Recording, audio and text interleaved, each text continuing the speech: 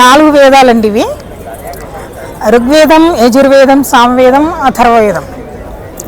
ఈ పైన 2 వచ్చేసి ఋగ్వేదం అండి, ఈ మధ్యలో వచ్చేసి యజుర్వేదము, సామవేదం, ఈ కింద 4వ బుక్ వచ్చేసి అథర్వవేదం. మొత్తం మన వేదజ్ఞానం అంతా ఈ 4 వేదాలలోనే ఉంది. కాబట్టి ఈ 4 వేదాలలో మొత్తము సృష్టి ఏ విధంగా నడుస్తుంది అనే దానికి సృష్టి రచన జరిగినప్పుడే వేద రచన కూడా జరిగింది. కాబట్టి మనకు ప్రతి ఒక కంపెనీ ఒక వెహికల్ ఇస్తూ దాన్ని ఏ విధంగా మెయింటైన్ చేయాలనో ఒక బుక్ ఇస్తాడు. ఆ విధంగానే సృష్టికర్త కూడా మనకు సృష్టిని ఇచ్చాడు. ఆ సృష్టిని ఏ విధంగా రక్షించుకోవాలి అనే దానికి ఈ యొక్క జ్ఞాన భాండాగారాన్ని కూడా వేదం రూపంలో మనకిచ్చారు. కాబట్టి ఇది మనిషి ఏ విధంగా జీవించాలి, ప్రకృతిలో మనం ఏ విధంగా వ్యవహరించాలి, తర్వాత ఒకరి పట్ల ఒకరు సమాజాన్ని ఏ విధంగా ప్రేమించాలి, ఇవన్నీ కూడా వేదంలో చెప్పబడినాయి. వేదంలో ఏది కూడా మామూలుగా ఉండదు, ప్రతిదీ కూడా వైజ్ఞానికంగా నిరూపించబడతాయి. ప్రకృతి కూడా వైజ్ఞానికంగానే ఉంటుంది, మనసు కూడా వైజ్ఞానికంగా ఆలోచించాలని వేదము ఆ విధంగా ఆదేశించింది. వేదం ద్వారా తెలుసుకున్న జ్ఞానం ద్వారానట్లయితే మనం పరమాత్మని చేరుకోగలుగుతాం. కాబట్టి ధర్మరక్షణ జరుగుతుంది. కాబట్టి మనము వేదాన్ని చదువుకోవాలి, వేద ధర్మంలో మనం నడుచుకోవాలి. అప్పుడే మనము మానవ జీవితం సార్థకమవుతుంది. లేకపోతే మళ్ళీ రుణంలో పడి మళ్ళీ మొత్తం కష్టాలు, దుఃఖాలు అవన్నీ అనుభవిస్తామన్నమాట. అందుకని వేదం ఏం చెప్పిందంటే ప్రతిరోజు పంచమహాయజ్ఞాలు చేయాలి, ఈ విధంగా సమాజం పట్ల కూడా ధర్మాచరణ చేయాలి, తన వంతు కర్తవ్యం సమాజం పట్ల చూపించాలి, శ్రద్ధాభక్తులతోనే వేదం చదివించాలి.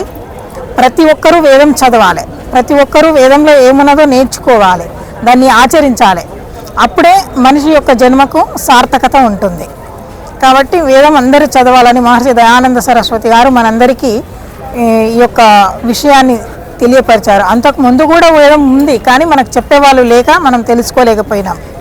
మహర్షి దయానంద సరస్వతి గారు వచ్చిన తర్వాత ప్రతి ఒక్కరూ వేదం చదవాలనే విషయాన్ని వారు మనందరికీ తెలియచేశారు. కాబట్టి అప్పటి నుండి ఇప్పటి వరకు కూడా ప్రతి ఒక్కరూ వేదం చదవాలని ఆర్య సమాజం వాళ్ళందరూ కూడా ప్రచారం చేస్తూ ఉన్నారు. మేము కూడా ఆ విధంగానే వేద ధర్మాన్ని ప్రచారం చేస్తూ ఉన్నాం. వేదధర్మ మార్గంలోనే మేము కూడా నడుస్తూ ఉన్నాం. వేదం మూలతః మంత్రాలు ఉంటవి. మంత్రాలు అందరికీ అర్థం కాలేవు కాబట్టి మహర్షి దయానంద సరస్వతి గారు దీనికి అర్థం రాసి చూపించారు. సంస్కృతంలో, హిందీలో వేద భాషలు రచించారు వారు. ఆ హిందీ, సంస్కృత భాషలను మా వారు, వారి గురువు గారు వేదానంద స్వామి, మా వారు మరి కృష్ణారెడ్డి గారు అనువాదం, తెలుగులో అనువాదం, సంస్కృతం నుండి హిందీ నుండి తెలుగు అనువాదం చేశారు. ఇది ఇక్కడ 4 భాగాలుగా ఉంది. ఇంకొకటి ఒక పుస్తకంగా అఖండంగా చేశాము. అలాగే చిన్న చిన్న పుస్తకాలు కావాలనుకునే వారికి కూడా 42 భాగాలుగా చేశాము. ఆ విధంగా కూడా అందరికీ అందుబాటులో ఉన్నవి. అలాగే ఇంకా వేద సాహిత్యము మేము యజ్ఞోవై శ్రేష్టతమం కర్మ, తర్వాత సత్యార్థ ప్రకాశం, మనుధర్మశాస్త్రం, వేద సూక్తులు, మనుధర్మశాస్త్రం, వేదాదేశమే మనుధర్మశాస్త్రం అనమాట. వేదం చెప్పిన మాటనే మను మహారాజు పాటించాడు. వేదధర్మం అనగా మనుస్మృతి అనగానే కొంతమంది అపోహపడి దాన్ని వేరే అర్థంగా తీసుకుంటున్నారు. అది కల్పితాలలో రాయబడిన అర్థాలనే వాళ్ళు తీసుకుంటున్నారు. కానీ మూలంలో ఎక్కడ కూడా దోషాలు లేవండి. మూల మనుస్మృతి చదివిన వారికి కరెక్ట్గా అర్థమవుతుంది, ఈ సమాజానికి లాభం కలుగుతుంది. కాబట్టి ఆ విధంగా ఈ మనుధర్మ శాస్త్రాన్ని కూడా మేము తెలుగులో ముద్రించడం జరిగింది. అట్లాగే వైదిక సిద్ధాంతం, వేదముల యథార్థ స్వరూపం, ఇంకోటి ఇంగ్లీష్లో కూడా తీసుకొచ్చామండి. సత్యార్థ ప్రకాశం మా అబ్బాయి దయానంద శాస్త్రి గారు రాశారు. తెలుగులో మరి కృష్ణారెడ్డి గారు చేస్తే ఇంగ్లీష్లో దయానంద శాస్త్రి చేశారు. అట్లాగే ఇంకా కొన్ని పుస్తకాలు ఉన్నాయి. ధాతుపాఠం, వేద నిఘంటువు, వేదాంగాలు, వేదోపాంగాలు, 4 వేద సంహితలు విడివిడిగా కావాలనుకునే వారికి కూడా చిన్న చిన్న పుస్తకాల్లో ఇచ్చాము. అట్లాగే చతుర్వేద సంహిత 500 పేజీల భూమిక సైతం అనుక్రమణికతో ఇచ్చాము.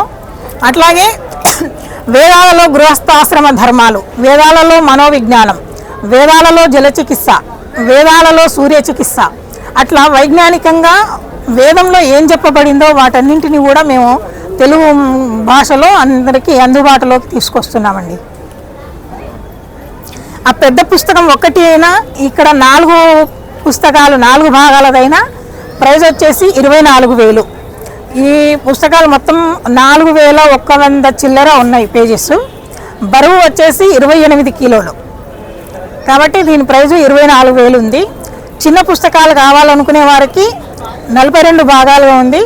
దాని మూల్యం వచ్చేసి 18,000. కాబట్టి వారికి అనుకూలంగా ఎవరికి ఏది అవసరం ఉంటే అది చిన్న కావాలనుకునే వారికి ఆ విధంగా కూడా అందుబాటులో ఉన్నాయండి. మా దగ్గర వేరే వేరే పుస్తకాలు ఏముండవండి. కేవలం వేదము, వేద సంబంధిత సాహిత్యం మాత్రమే దొరుకుతుంది.